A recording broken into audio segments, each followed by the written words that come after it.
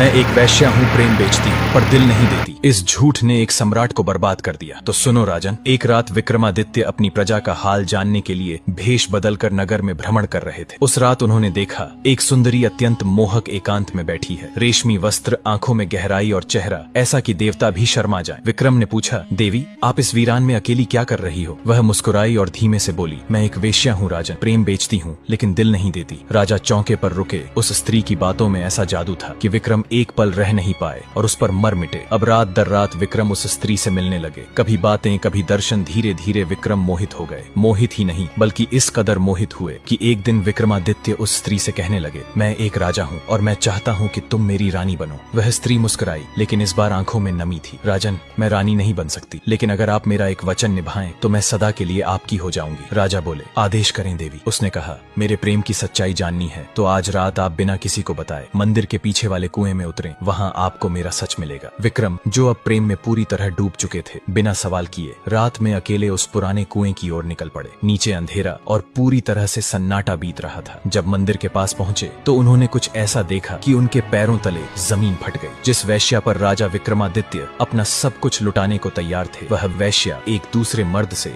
मंदिर के पीछे इश्क लड़ा रही थी। तब गुरु ने राजकुमार विक्रांत सेन से कहा, पुत्र क्या अभी भी त्रिया चरित्र जानने को तैयार हो? तब विक्रांत सेन ने कहा, गुरुदेव मैं त्रिया चरित्र को अवश्य जानूंगा, चाहे आकाश और पाताल एक क्यों न हो जाए। आगे की कहानी जानने के लिए कमेंट में बताओ।